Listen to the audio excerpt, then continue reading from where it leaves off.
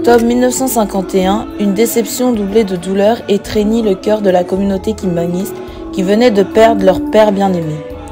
Un être sanctifié et outragé par les pécheurs venait de s'en aller. Comment extérioriser par de simples mots la grande émotion, l'infinie tristesse et désolation ressentie de toute son âme par cette malheureuse communauté endeuillée?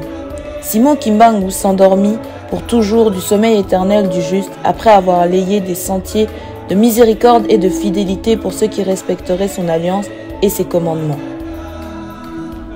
Le jeudi 4 octobre 1951, Papa Simon Kimbangu alla serrer la main de ses nombreux compagnons de détention, leur disant qu'il était désormais un homme libre et que son emprisonnement avait pris fin. Personne ne comprenait ce qu'il voulait dire par là, étant donné qu'aucune mesure n'avait été prise en sa faveur. Le directeur de la prison, aussitôt alerté, accourut s'enquérir personnellement de la situation à son arrivée. Kimbangu, calmement assis à l'entrée de sa cellule, lui serra la main et lui dit « Ma prison est terminée. Aujourd'hui, je suis définitivement libre et personne ne sera plus à même me priver de liberté. » Affolé, le directeur de la prison téléphona à ses supérieurs qui, à leur tour, informèrent le gouvernement du Katanga, puis finalement le gouverneur général lui-même à Léopoldville. Oui, l'inquiétude était en train de s'installer sur les autorités qui renforcèrent la présence militaire à la prison. Raphaël Nasena, jeune Congolais qui, à l'époque, travaillait pour la société de chaussures Bata, était l'un des très rares nationaux que l'on autorisait à visiter Simon Kimbangu plus ou moins régulièrement. La nouvelle s'étant rapidement répandue à Elisabethville que Simon Kimbangu allait s'échapper de la prison. Il se rendit immédiatement auprès de lui et lui dit ceci. Les Blancs pensent que je vais utiliser la violence pour sortir de la prison. Ils se trompent car je suis un homme de paix. Je ne rentrerai plus en prison car ma période de détention est terminée. Mais vous êtes ici en détention à vie et aucune mesure de grâce n'a été prise en votre faveur. Je répète, je ne rentrerai plus jamais en prison. Qu'on le veuille ou non, je viens d'accomplir 30 heures de prison. C'est le temps convenu. Il n'en dit pas plus et Raphaël quitta la prison. Peu de temps après, Papa Simon Kimbangu contracta une dysenterie qui apparemment n'était aucunement alarmante. Il fut néanmoins décidé de le conduire à l'hôpital général d'Elisabethville. Pendant son hospitalisation, de nombreux prêtres et bonnes sœurs étaient envoyés auprès de son chevet afin de le convaincre à se baptiser catholique avec comme excuse de lui permettre d'obtenir miséricorde auprès du Seigneur pour tout le mal qu'il avait commis en vain. Madame Odette, infirmière laïque de nationalité belge, eut plus d'une fois des altercations avec la sœur Eudoxie qui tentait sans relâche d'emmener Simon Kimbangu à accepter le baptême catholique. Vendredi 12 octobre 1951, quelques minutes avant l'heure, Papa Simon Kimbangu prit position. Il attrapa quelques coussins, s'allongea et voyant qu'il était désormais 15 heures, il tapa 3 fois sur sa côte droite et 3 fois sur sa côte gauche et poussa son dernier soupir.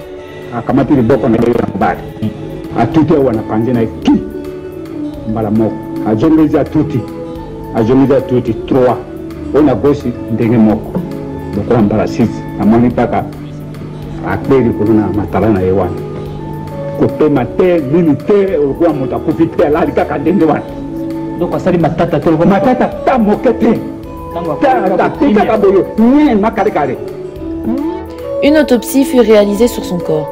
Les missionnaires et les médecins blancs voulaient en savoir plus sur cet homme mystérieux. Quand les médecins ont ouvert son corps, ils ne trouvèrent aucun organe vital à l'intérieur. Pas de cœur, pas de poumon, pas de foie, pas d'intestin ni d'estomac. Comme il n'y avait aucun membre de sa famille à Elisabethville, c'était l'État qui devait s'occuper de son inhumation. Il n'en fut pas ainsi car les gens du pays s'en chargèrent. James Dimbelolo se souvient encore de l'événement, il raconte. Aussitôt que nous fûmes informés de la mort de Simon Kimbangu, nous, du Bas-Congo assistés de quelques pro-kimbanguistes, tînmes conseil. En dépit des risques pour notre liberté, nous décidâmes d'aller jusqu'à l'hôpital général pour réclamer le corps du défunt. C'était le samedi 13 octobre 1951 à 6 h du matin. Là, nous fûmes reçus par notre compatriote Moana qui nous introduisit auprès du docteur Royer, médecin traitant de Simon Kimbangu. Après qu'il fut allé consulter les échelons supérieurs, il revint nous annoncer que nous étions autorisés à nous occuper de l'inhumation. 6 d'entre nous, dont Gaston Koulumbu et moi, fûmes autorisés à faire la toilette du corps de Simon Kimbangu. Après que nous eûmes terminé de laver le corps de Simo Kimbangu, le directeur de la prison de nationalité belge arriva à la morgue et prononça une sorte d'oraison funèbre, dans laquelle il parla de la vie sans reproche que Simo Kimbangu avait menée tout le temps qu'il était resté en prison. Nous fûmes ensuite autorisés à exposer le corps pour environ une demi-heure à l'extérieur de la morgue, pour que d'autres compatriotes puissent aussi lui rendre un dernier hommage. On nous imposa cependant des conditions sévères. Nous nous engageâmes à ne parler que le swahili, à ne chanter aucun cantique religieux. 5 militaires avaient reçu l'ordre de surveiller toutes nos actions jusqu'au moment de l'inhumation. Le corps fut ensuite placé dans un camion mis à notre disposition par l'État colonial. Tout se passa avec une rapidité fébrile. C'est ainsi que l'avaient voulu les Belges. Au cimetière, il n'y eut aucun rite religieux. Nous nous contentâmes de descendre le cercueil dans le trou qui lui était réservé. Lorsque tout fut terminé, nous rentrâmes chacun chez soi. Aucun nom noir ne s'était rendu au cimetière lors de l'enterrement de Simo Kimbangu. Simon a 30 ans.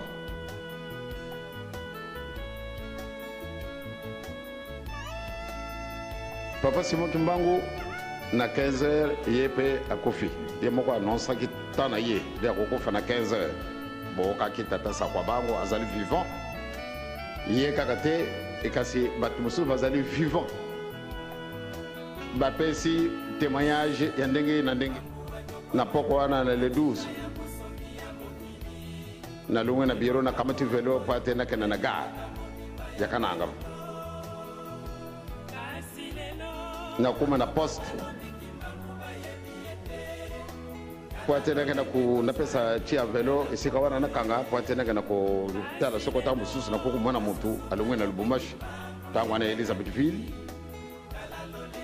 poate na kena kuiba nini dikamizalo kueleka kuna na Lubumbashi bina Elizabethville tangu na 10 na kiti na velo à peine pour tena kada sika kuna na train mo pepe moko yelinga na poesinga na babele e na moni tata moko wasibi velo lituna na ye okay kutona papa kubanga na yete oh akamati velo na ngai ngape na tuni kasi yo nani na komi na train je sema na tali la voiture tata moko avwandi abe Joseph oyo kutuna sangwa tata na yo kubanga na yote azali na ye train yangu ana kei oh ndenge ni wana bo ngampe na kama tinzila na yeko lo bala mama kama na moni se persinga ite ndenge mama asia ibaki sokori kama ndenge toke kubondela nazali kuzila kaka te leta lobana ngai tata no ya kofi kasi le 12 jusqu'au 24. Mais au même moment, à la même heure, c'est-à-dire le 12 octobre 1951, à 15h, il renaîtra de nouveau en Kamba sous le nom de Simo Kimbangu Kiangani, fils de Papa Dialungana Kiangani Salomon. On appellera cette action la réincarnation. 16 août 2001 est la date à laquelle Papa Dialungana Kiangani donna l'ordre à Papa Nzinga, son infirmier, de faire venir ses enfants en Kamba car il souhaitait leur parler et cela fut exécuté. C'est à 3h du matin que tous ses enfants arrivèrent à sa résidence, excepté Papa Simo Kimbangu Kiangani. Papa Simo Kimbangu Kiangani avait reçu l'ordre de rester en Kamba lorsque son éminence Papa Dialungana devait s'absenter. Il était alors accompagné de ses conseillers de presse de cabinet, Papa Siméon Manzanga et Papa John Chiquez et son assistant sanitaire Papa Situlanda Jetou. Ainsi, Papa Dialungana Kiangani annonça ses dernières volontés pour le bon fonctionnement de l'église. Construisez Nkamba, et si vous ne le faites pas, les souffrances ne se termineront pas. Il précisa également à tous ses témoins présents que son successeur n'est autre que Papa Simo Kimbangu Kiangani. Il sera donc le chef spirituel et assurera la gestion de l'institution kimbanguiste à travers le monde. Le 26 août 2001, le choix de Dieu fut annoncé au public et sans tarder, le nouveau chef spirituel et représentant légal de l'église kimbanguiste sortit de sa résidence et prononça son message de circonstance. le premier discours de Papa Simon Kimbangu Kiangani.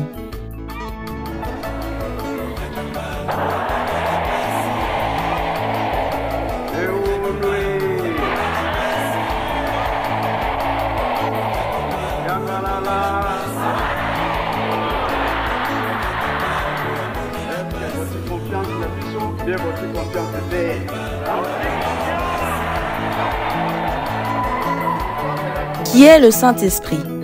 Dans son livre « Histoire du Kimbanguisme », Papa Diangenda Kuntima a démontré, citation biblique à l'appui, que le Saint-Esprit est bien une personne présente dans la dimension trinitaire de Dieu. N'est-il pas écrit que le Saint-Esprit guide, conseille, révèle? Dans le même ouvrage, l'auteur rappelle que le Saint-Esprit a toujours été présent et à l'œuvre dans le monde. Au commencement, Dieu créa les cieux et la terre. La terre était informe et vide. Il y avait des ténèbres à la surface de l'abîme et l'Esprit de Dieu se mouvait au-dessus des eaux. Ceux qui contestent que Simon Kimbangu n'est pas le Saint-Esprit ont tort. Ils agissent par ignorance. À ce jour, les Juifs ne reconnaissent toujours pas en Jésus le Messie annoncé par les prophètes des anciens temps. Il n'est pas surprenant que la contestation soit encore plus forte pour Kimbangu.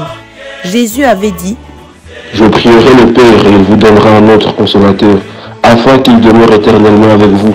L'Esprit de vérité que le monde ne peut recevoir parce qu'il ne le voit point et ne le connaît point. Mais le consolateur, le Saint-Esprit, que le Père enverra en mon nom, c'est lui qui vous enseignera toutes choses et vous rappellera tout ce que je vous ai dit. Et quand il viendra, lui, l'Esprit de vérité, il vous conduira dans toute la vérité, car ses paroles ne viendront de lui-même. Il parlera de tout ce qu'il aura entendu et vous annoncera les choses à venir. Lui me glorifiera parce qu'il prendra de ce qui est à moi et vous l'annoncera. » Les temps ne sont plus éloignés où l'on ne se méprendra plus sur la véritable identité de Kimbangu. Les Kimbanguistes, sous la puissance du Père, Fils et du Saint-Esprit, vont dans les temps à venir le démontrer en ressuscitant des morts, en redonnant la vue aux aveugles, en laissant marcher les paralytiques et en guérissant les maladies de toutes sortes. Ce seront ces actes qui attesteront que Kimbangu est le Saint-Esprit. Les Kimbanguistes ont des siècles d'avance sur le reste de l'humanité d'un point de vue de la connaissance des secrets de Dieu. Koya tata molimo sant tata Simon Kimbangu Kiangani ezali pona kokokisa makambo oyo nzambe apesaki biso boyoki